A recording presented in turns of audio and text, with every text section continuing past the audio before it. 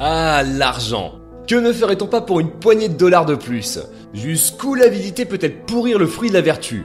On parle souvent de l'argent roi, celui qui régente notre société, détermine notre niveau de vie et par là même l'étage auquel nous sommes sommés de débarquer du fameux ascenseur social. Eh bien aujourd'hui nous parlerons de l'argent pape, et pas de n'importe quel pape, celui qui est devenu au cours des 4 dernières années une figure iconique majeure de la scène métal internationale, Papa Emeritus.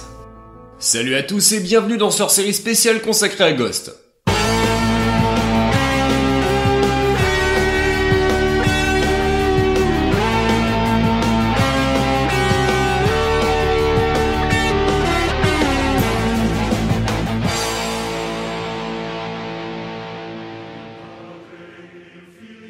La semaine dernière a été marquée par le scandale qui a frappé le groupe Ghost, d'une ampleur telle que beaucoup se demandent si le groupe va survivre à cette affaire. En tout cas, c'est la question qu'on se pose et à laquelle on va tenter de répondre dans cette vidéo. Pour ceux qui ne connaîtraient pas Ghost, il s'agit d'un groupe de heavy metal suédois fondé en 2008 et qui s'est imposé en seulement 3 albums comme l'un des plus gros phénomènes de la scène métal actuelle.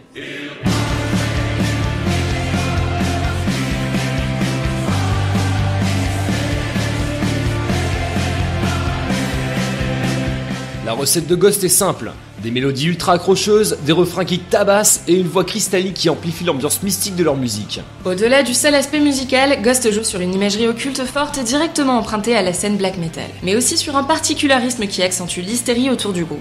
Tous les membres de Ghost sont en effet masqués et surtout anonymes, ou tout du moins l'étaient officiellement jusqu'à la semaine dernière. Les musiciens de Ghost sont tous appelés les Nameless Ghouls, avec un signe représentant un élément pour le batteur, le bassiste et le claviériste, respectivement la terre, l'eau et le vent. Les 2 guitaristes représentent la première et la dernière lettre de l'alphabet grec, alpha pour le soliste, oméga pour le rythmique. Quant au chanteur, il s'agit d'un prêtre satanique nommé Papa Emeritus 1, 2 puis 3, puisqu'il change de peau à chaque nouvel album du groupe. Flirtant à la fois avec le kitsch et le rétro, Ghost a surtout su conquérir rapidement un très large public. La popularité des Suédois s'étend d'ailleurs bien au-delà des frontières habituelles du métal, et ce malgré le satanisme affiché du groupe.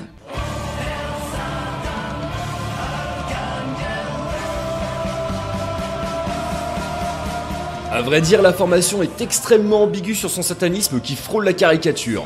Les paroles de leur musique tournent en dérision la religion, ce qui est une démarche athéiste proche de celle d'Anton LaVey, fondateur de l'église de Satan, tout en étant dans la provocation la plus ostentatoirement théiste. Les membres de Ghost ont notamment créé tout un storytelling autour de leur histoire. Officiellement, les membres de Ghost font partie du clergé et seraient secrètement membres d'une église satanique.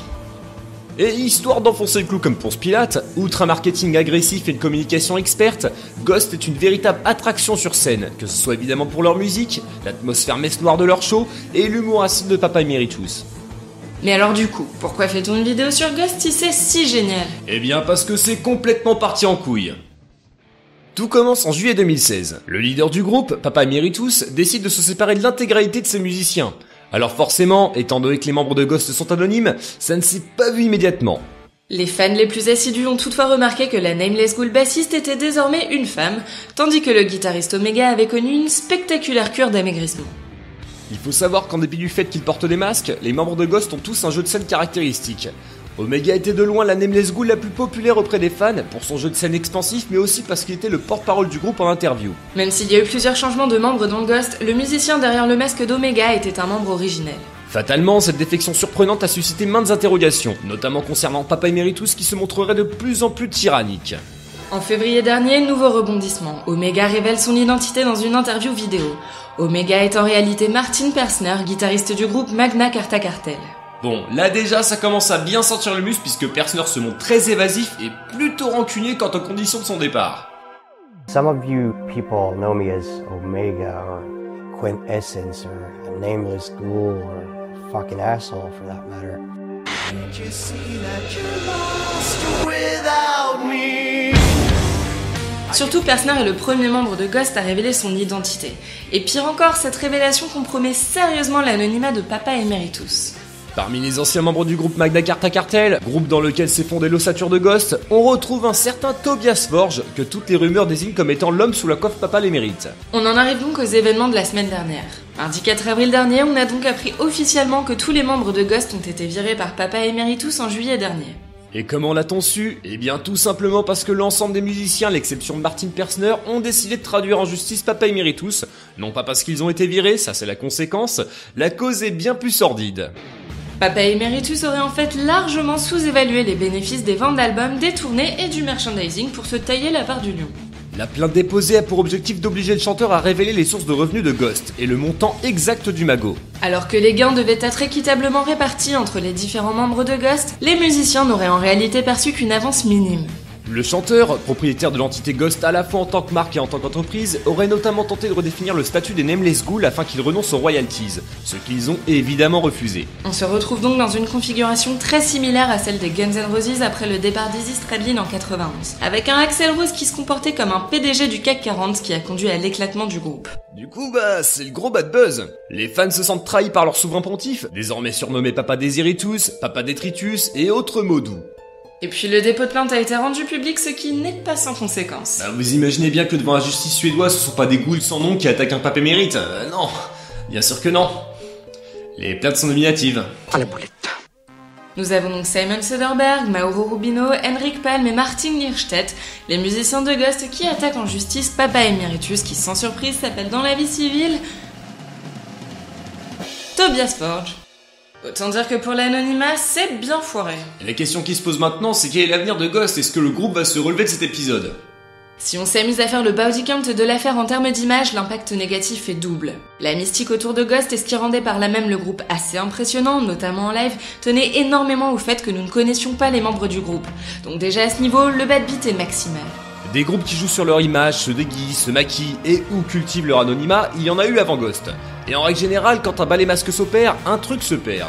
Ce ne sont probablement pas les fans de Kiss et de Slipknot qui diront l'inverse. Le problème est également éthique puisque Tobias Forge aurait tout simplement volé ses collègues, dont Simon Söderberg avec lequel il joue depuis plusieurs années. Et ça la fout vraiment mal quand on s'intéresse à l'univers du groupe qui, à travers ses paroles sataniques, dénonce l'influence néfaste de la religion, la corruption, l'avidité et donc indirectement les méfaits de l'argent sur notre morale. Sur scène, Ghost pousse d'ailleurs la métaphore anticapitaliste à son paroxysme en balançant une pluie de faux billets de 666 $ dans la foule. Bref, sur le plan de l'image, pour Ghost et surtout Tobias Forge, c'est une sacrée déconvenue. Doit-on pour autant crucifier Papa Emeritus pour péché d'avarice ? Eh bien pas plus qu'il ne fallait si vite le sanctifier. Concernant l'officialisation de l'identité de Papa Emeritus, il faut savoir que le secret des dieux n'était pas si bien gardé. Il y a un an déjà, nous savions qui était l'homme derrière le masque et nous n'avions pas eu besoin de fouiller très loin. En effet, Tobias Forge est le détenteur de l'ensemble des droits de Ghost depuis 2008. Et puis, est-ce que le fait que tout le monde sache que Marilyn Manson s'appelle Brian Warner ou qu'Alice Cooper est en réalité d'origine française et répond au nom bien franchouillard de Vincent Furnier les a empêchés de faire deux immenses carrières? La réponse est dans la question. Ghost est loin d'être le premier groupe concerné par une affaire judiciaire et probablement pas le dernier malheureusement. Quant à l'image écornée, Metallica a survécu à l'affaire Napster. Et pourtant, on parle là de Lars Ulrich qui s'amusait à traquer en ligne ses propres fans qui téléchargeaient ses morceaux pour le dénoncer aux autorités. Niveau éthique, c'est peut-être pire. Concernant Ghost, Simon Söderberg a dans un communiqué dénoncé le fait que Tobias Forge a transformé le groupe en projet solo, ce que l'intéressé a d'ailleurs confessé et assumé dans une interview accordée à Radio Metal le 8 avril dernier. Notons d'ailleurs que Forge affirme que Ghost a toujours été un projet plus ou moins solo. Ghost n'a jamais été formé comme un groupe et son premier line-up a été formé après que le premier album ait été enregistré, et ce n'était qu'un line-up live. Ma manière de jouer de la basse c'est partout dans les parties de basse, ma façon de jouer de la batterie est partout sur les parties de batterie, et mon approche du clavier est partout sur les parties de clavier. Bon, en gros, pour simplifier, Tobias Forge affirme tout simplement qu'il est l'unique moteur créatif de Ghost. Et aussi au passage le seul musicien studio. Au calme. Nous ne connaissons pas l'intimité du groupe. De fait, nous ne savons pas vraiment quelle était l'influence des Nameless Ghouls dans les compositions. Que perd Ghost avec les défections de Söderberg et Pressner, seul l'avenir nous dira. Mais comme nous l'avons dit plus tôt dans cette vidéo, de nombreux musiciens se sont déjà succédés au sein de la formation. Depuis ses débuts, la seule chose qui s'avère réellement irremplaçable dans Ghost, c'est son chanteur. La musique, l'atmosphère, la mystique de la formation, tous ces éléments sont largement portés par Tobias Forge, dont le charisme et les impressionnantes capacités vocales ne sont plus à démontrer. Reste que Tobias Forge ne s'est toujours pas exprimé directement sur l'affaire, et évidemment, aucun verdict n'a pour l'heure été rendu devant les tribunaux.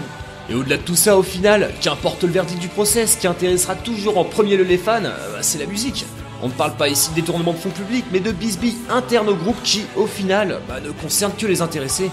En attendant, Ghost tourne toujours aux quatre coins du globe et prépare même un album pour le début de l'année prochaine. Et après le colossal succès de Meliora et le très moyen de Pop Star, cet album fera office de juge de paix. Ou sera au contraire l'éloge macabre d'un homme qui a été perverti par un noirceur qui les comptait combattre avec la plus noble des armes. La musique.